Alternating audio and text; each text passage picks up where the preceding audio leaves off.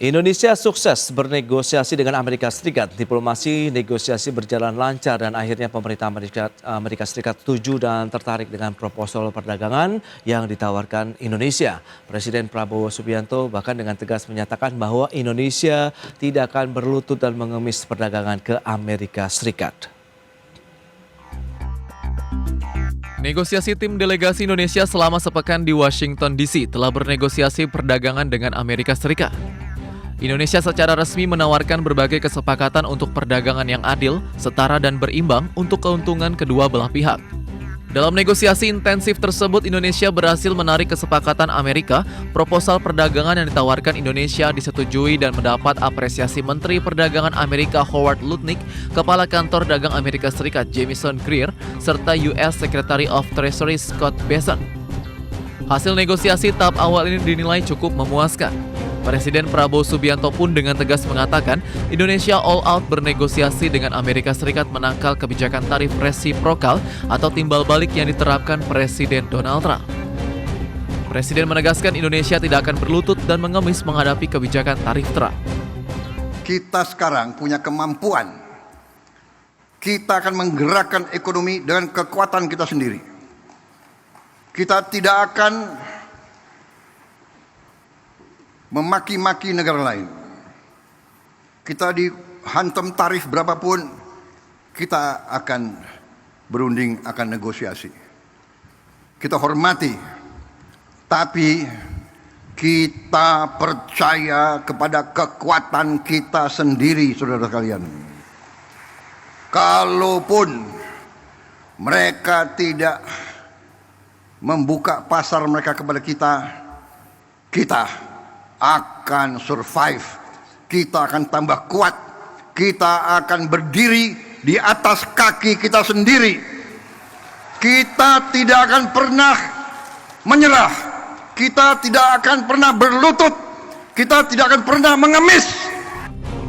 Presiden Prabowo meyakini Indonesia tetap menjadi negara kuat dan mampu berdiri di kaki sendiri meskipun seandainya Amerika Serikat tidak membuka pasarnya. Indonesia berharap hubungan dagang antara kedua negara tetap terjaga dengan kerjasama yang saling menguntungkan. Dari Jakarta, IDX Channel. Ya, pemirsa, untuk membahas tema kita selanjutnya, Indonesia pantang menyerah dari tekanan perang tarif global. Kita sudah tersambung melalui Zoom bersama dengan Profesor Nur Hidayah. Beliau adalah Kepala Center for Sharia Economic Development. Halo Prof Nur, apa kabar?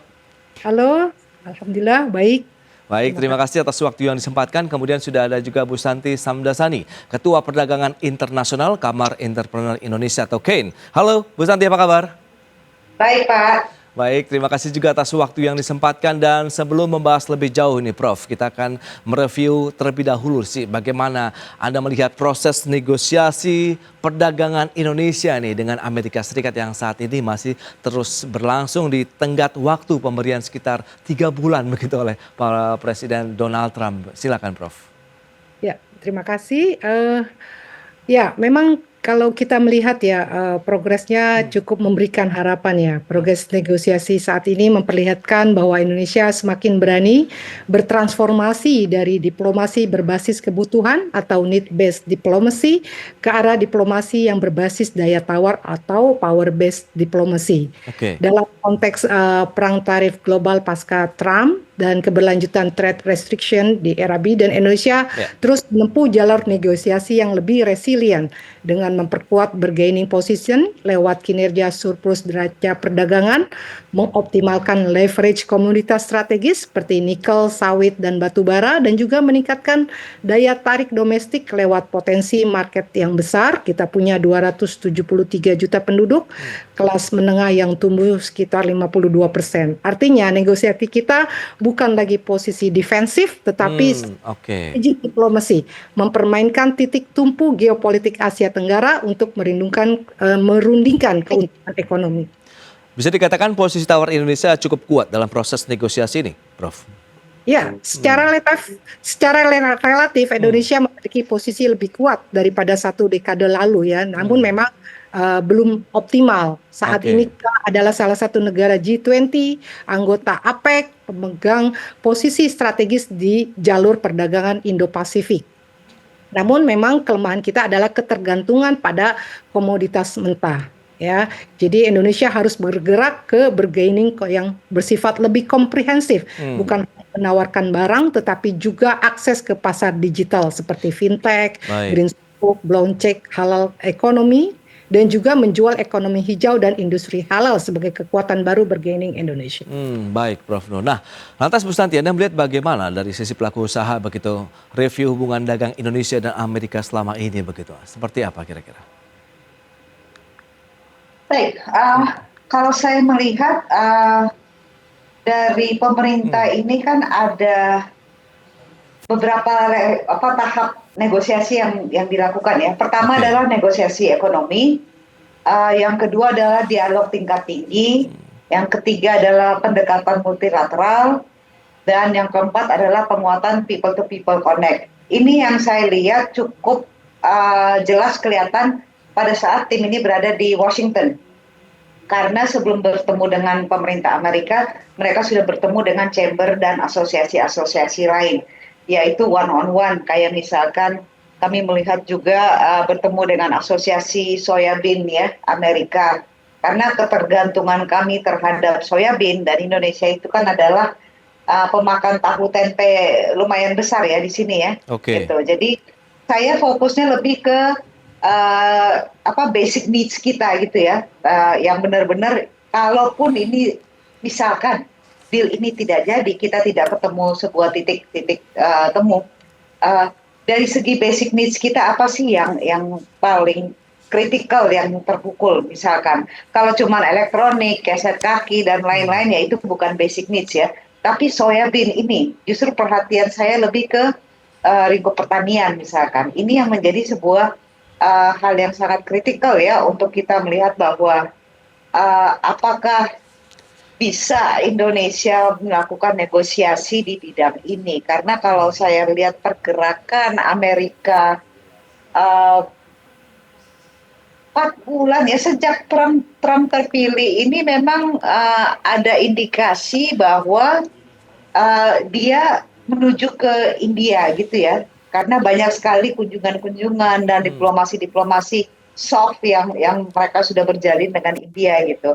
Kebetulan kami punya kantor di Amerika, Oke.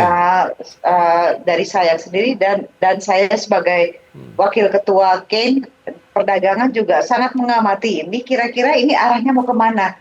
Sepertinya dunia ini akan terbagi dua, Pak, dari segi geopolitik dan dari segi geoekonomi ya, Oke. gitu. Ada kubu Amerika India dan ada kubu Cina dan lain-lainnya. Kalau saya lihat ke depannya seperti itu.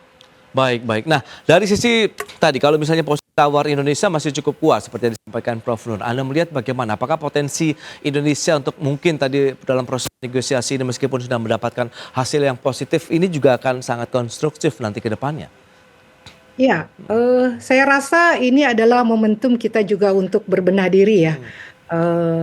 Berbagai upaya yang selama ini ditargetkan oleh pemerintah ya untuk pertumbuhan ekonomi yang tinggi Ya. menuju keluar dari middle income trap ini Oke. juga tantangan challenge ya yang mungkin bisa kita lakukan untuk berbenah diri ya. Oke. Bisa kita selama ini fokus pada pasar Amerika. Kenapa kita tidak kemudian membuka upaya untuk membuka pasar ekspor kita ke negara-negara lain ya, khususnya misalnya di sektor halal ya.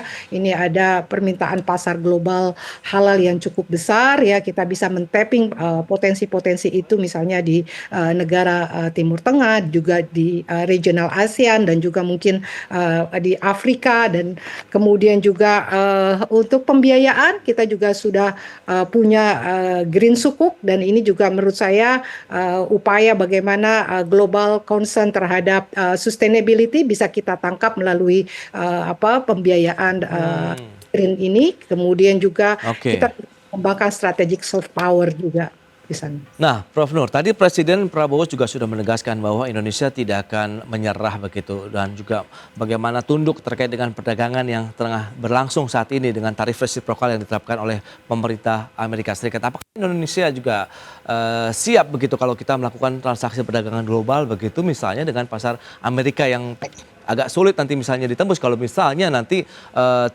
tidak ada titik temu yang ideal begitu antara kedua belah pihak begitu, Prof. Nur. Ya, saya rasa kita masih ada ruang negosiasi ya. Hmm. Dan juga misalnya ketika kita dikenakan tarif resiprokal yang relatif lebih rendah, mungkin ini juga peluang kita untuk bagaimana mengisi nisi parket yang selama ini mungkin digunakan oleh negara-negara lain yang ternyata memiliki tarif resiprokal yang lebih tinggi seperti Vietnam gitu ya. Nah ini mungkin juga opportunity yang mungkin bisa kita manfaatkan gitu. Namun tetap menurut saya diversifikasi pasar untuk produk-produk ekspor kita ini akan menjadi cara kita untuk misalnya exit strategi pada saat misalnya worst skenario negosiasi ini belum mencapai titik yang optimal. Baik, Prof. Nur. Nah, KN sendiri melihat bagaimana Bu Santi dengan sikap tegas yang sudah disampaikan Presiden begitu, tidak akan bertekuk lutut ataupun tunduk ya terkait dengan kondisi global akibat perang tarif ini? Saya rasa saya setuju dengan pernyataan Presiden. Bagaimanapun kita sebagai negara ini punya harga diri. Dan kita bukan negara kecil. Kita adalah 40% dari ASEAN. Dan sebagai negara yang 40% dari ASEAN yang punya kekayaan alam yang cukup besar, itu kita harus punya bargaining power yang sepadan, pertama. Kedua, namun saya juga setuju bahwa 10 tahun terakhir ini Indonesia sudah banyak kehilangan daya saing. Kehilangan daya saing contohnya di bidang SDM-nya. Kualitas pendidikan manusianya. Di lain pihak kita ada juga meningkat. Jadi kita ini tidak yang lose-lose ya, kita nggak totally kalah, tapi pada saat kita kehilangan daya saing di SDM kita, katanya demographic bonus, saya merasa ini bukan bonus, ini demographic liability, karena kita punya middle class kita juga lagi menurun nih. Dengan kondisi begini kita sudah tidak bisa mengatakan lagi bahwa we are a good market. Kita bukan pasar yang bagus sekarang karena daya beli kita menurun, daya saing kita menurun. Nah, pada saat kita mendukung pemerintah, kita juga harus realistis. Mendukung membabi buta atau mendukung dengan mata tertutup itu bahaya untuk diri kita juga dan bahaya juga untuk pemerintah gitu. Jadi saya menempatkan diri saya di sini sebagai wakil ketua perdagangan KEN, melihat semua ini dari makro global dan melihat kelebihan kita apa, kekurangan kita apa, yang kita harus negosiasikan apa, dan yang tidak boleh kita kompromi di mana. Karena jangan sampai kita menjual semua. Ibaratnya kita membuka aja baju gitu semua. Jangan sampai begitu. Jadi, nah di sini nih permainan balancing semua ini betul memang pasti Amerika dan Amerika sudah tahu. Mangga 2 aja Amerika tahu kan mengenai Mangga 2. Apalagi yang mengenai lain. Jadi Amerika sudah tahu kondisi Indonesia seperti apa. USAID juga sudah ditarik dari sini kan. Banyak proyek-proyek yang membantu Indonesia juga sudah diambil gitu. Jadi sudah ditarik. Jadi kalau saya melihat kita mengakui kelemahan kita. Jangan kita mengatakan tidak. Kita bisa berdiri di kaki kita, setuju dengan Pak Presiden Prabowo. Kita bisa berdiri karena apa? Indonesia bisa swasembada, Indonesia bisa punya basic needs, kita bisa cover sendiri. Gitu. Baik. Tapi di luar itu mungkin kita harus dependensi ya. Tapi kalau kita berdiri di kaki sendiri dan kita tidak boleh kalah, ya saya setuju dengan statement itu. Baik, dan di satu sisi pemerintah Indonesia juga menuntut adanya hubungan perdagangan yang adil, setara, dan berimbang begitu ya, serta juga saling menguntungkan. Nah, strateginya seperti apa? Kita akan bahas nanti di segmen berikutnya. Kita akan jeda dulu sebentar dan pemirsa tetaplah bersama kami.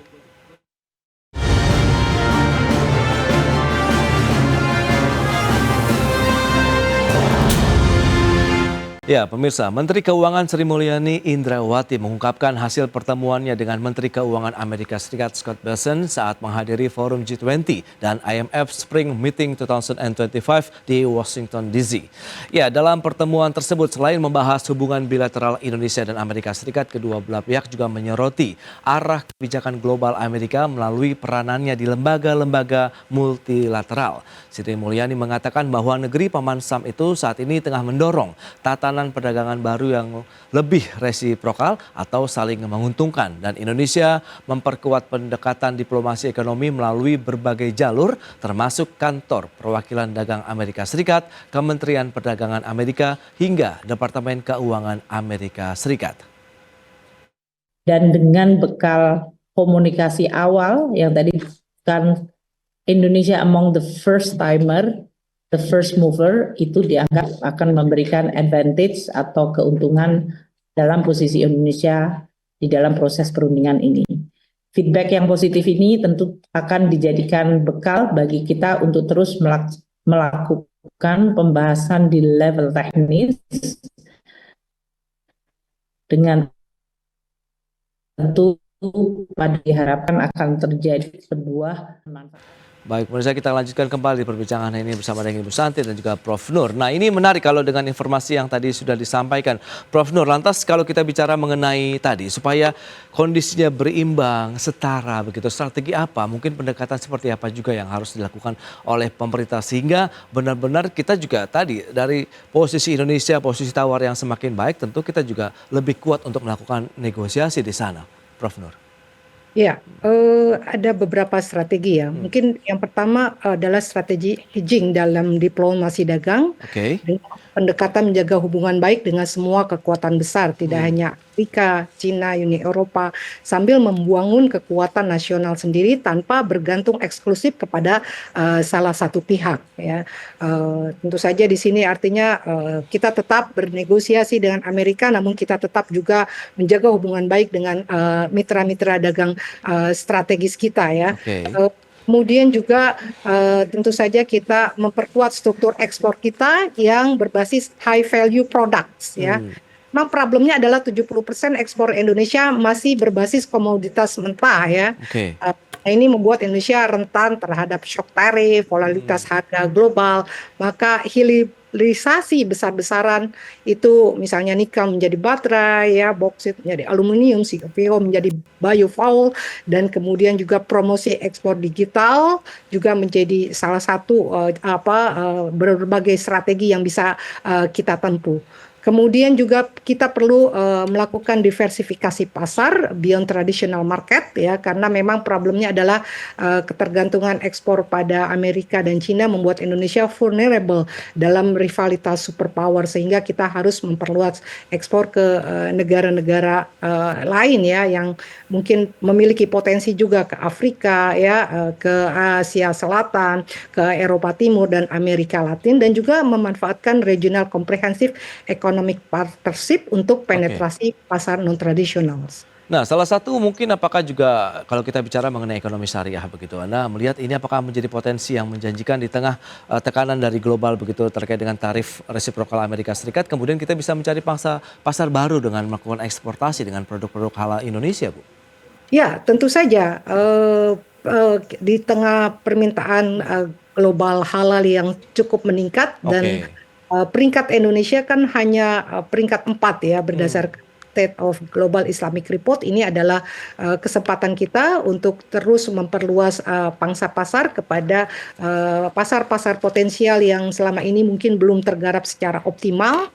Nah, ini kita bisa melakukan ini. Kemudian tadi saya sudah ungkapkan bahwa misalnya instrumen keuangan syariah kita yang berbasis pembiayaan green ini juga cukup diminati, dan bahkan pada saat isuan pertama itu oversubscription. Nah, ini adalah juga kesempatan kita untuk memperkenalkan instrumen-instrumen pembiayaan atau keuangan syariah yang berbasis lingkungan.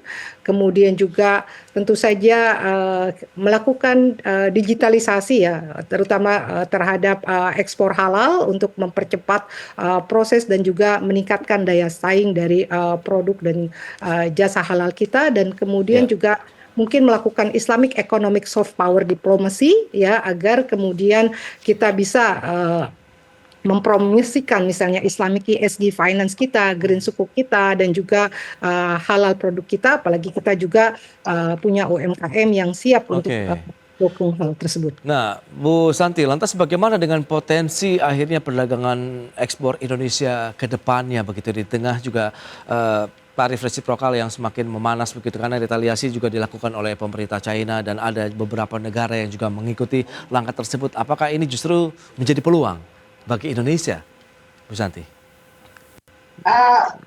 Saya melihat begini, Pak, dan izinkan saya untuk sedikit kritis ya, karena kalau kita tidak kritis, kayaknya kita tidak bisa mencari jalan keluar yang inovatif ya. Pertama begini, ada dua kemungkinan. Kita kehilangan pasar Amerika, which is kalau menurut data yang saya dengar itu adalah 10 paling banyak 13% dari total ekspor Indonesia. Which is kalau saya lihat ini bisa kita diversifikasikan yang tadi dengan Prof Nur sudah katakan ya, diversifikasikan ke South-South. Kan South-South itu masih belum dieksplor ya. Masih ada Afrika, Latin Amerika, dan lain-lain. That's fine ya. Tapi apakah tidak semua negara justru melihat ke arah yang kita melihat juga? Contohnya begini, kalau juga Vietnam tidak berhasil untuk di dalam proses negosiasi ini, Vietnam juga akan ke South-South. Thailand juga akan ke South-South, Filipina juga akan ke South-South misalkan kan. Nah, sekarang kita semua ini ngejar bola yang sama. The question is, pertanyaannya sekarang adalah, dari beberapa negara ini yang ngejar bola yang sama, siapa yang larinya lebih kenceng? Prof Nur senyum-senyum kan. Nah, di sini kita lihat Pak, kalau misalkan our competitive edge, makanya saya bilang, kita harus kritis terhadap diri kita sendiri, kita harus tahu kelebihan kelemahan kita, dan ke depannya Pak, saya melihat juga adalah dunia akan berubah. Yang tadi kita kenal dengan FTA, multilateral, bilateral agreement, free trade agreement, dan mungkin instrumen-instrumen dunia yang besar lainnya kayak WTO, UN, World Bank, IMF, ini mungkin ke depan fungsinya akan berubah. Kita harus punya plan A, plan B, Pak. Saya sarankan ke pemerintah punya, kalau misalkan halal sukuk yang kita punya yang menurut kita itu pasar yang besar itu tidak berhasil.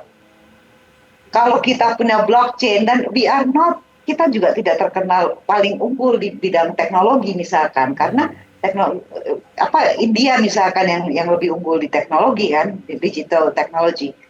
Jadi kalau kita misalkan itu semua yang sudah kita pikirkan it doesn't work, what's your plan B? Kalau dunia ini berubah, kalau tatanan perdagangan ini berubah, dan kita harus tahu kira-kira berubahnya di mana. Harus ada analis yang berpikir opsi 1, opsi 2, opsi 3. Kira-kira ini berubahnya bisa kayak begini, kayak begini. Nah, kalau berubah ini begini, kira-kira Indonesia harus bagaimana? Nah, saya belum melihat Indonesia berpikir 10 langkah ke depan. Saya cuma melihat ini kita baru berpikir what is in front of us, dan justru kita jangan terkunci dengan apa yang ada yang di depan hadapan kita, karena apa yang ada hari ini depan hadapan kita besok bisa berubah. Baik, gitu, itu dia. Kita tinggal menunggu nanti action dari pemerintah sendiri, bagaimana kita tadi berdiri di kaki sendiri dengan ekonomi yang ada, dengan sumber daya yang kita miliki, tapi tentu dengan strategi yang tepat juga tadi. Plan A, B, C, dan mungkin seterusnya. Sehingga dengan kondisi tadi, siapa yang cepat mungkin dia yang bisa beruntung begitu untuk mendapatkan manfaat dari situasi yang terjadi saat ini. Sehingga seperti yang Anda katakan, bola aja kalau bisa kita dapat duluan begitu ya Bu Santi ya, dan Prof Nur ya. Baik, ini sayang sekali waktu terbatas ini. Terima kasih banyak atas waktu, sharing, dan informasi yang sudah disampaikan oleh Prof Nur, kemudian Ibu Santi. Semoga menjadi insight baru juga bagi pemirsa IDX Channel. Selamat melanjutkan aktivitas Anda kembali dan sampai jumpa kembali. Terima kasih. Terima kasih. Baik, pemirsa, 1 jam sudah saya menemani Anda dalam Market Review. Perbaharui terus informasi Anda hanya di IDX Channel, your trustworthy and comprehensive investment reference. Karena urusan masa depan harus terdepan, aku investor saham. Ya, saya Prasetyo Wibowo beserta seluruh kerabat kerja yang bertugas pamit undur diri. Terima kasih, sampai jumpa.